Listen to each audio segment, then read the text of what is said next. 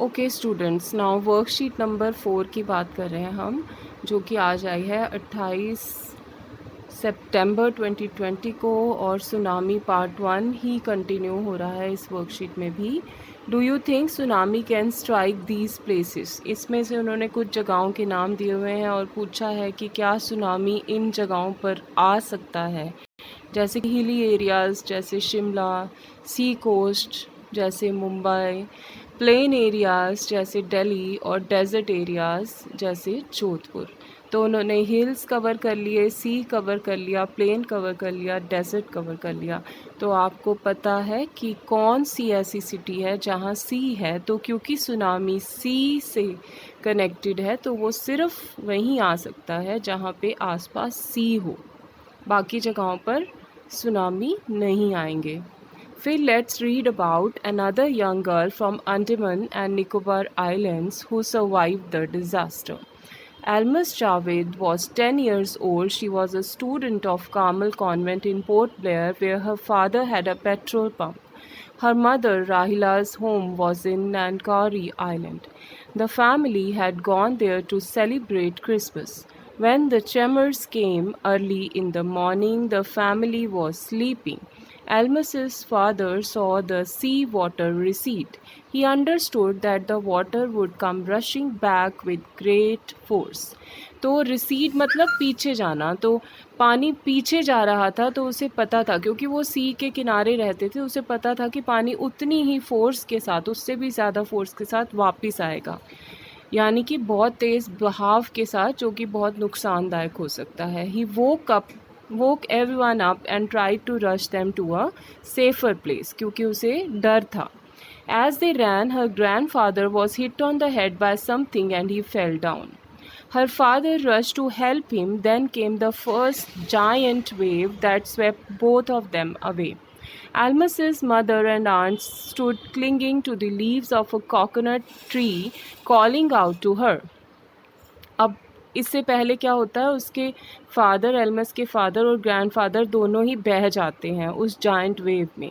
उसकी माँ और आंट्स और जो उसकी आंटियाँ होती हैं, they stood clinging to the leaves of वो एक कोकोनट ट्री के साथ चिपक के खड़े रहते हैं और उसे आवाज़ें देते रहते हैं। A wave uprooted the tree and they too were washed away, और कुछ ही समय में वो ट्री भी उखड़ जाता है पानी की तेज़ लहर के साथ, और वो सब भी बह जाते हैं।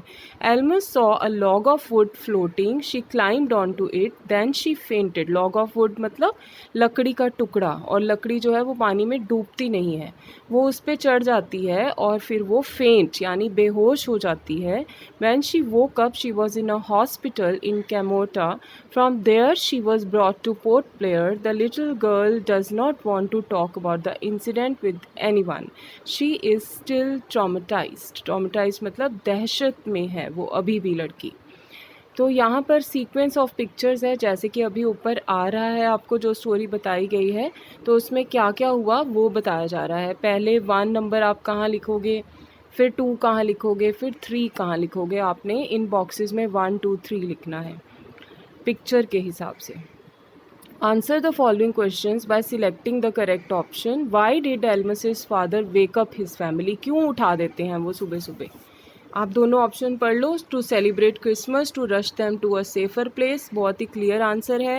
Elms did not want to talk about the incident with anyone because, क्यों नहीं बात करना चाहती थी वो? शी वॉज अनवेल या she was shocked as she lost her family members, तो ऑब्वियसली शी वॉज शॉक्ड।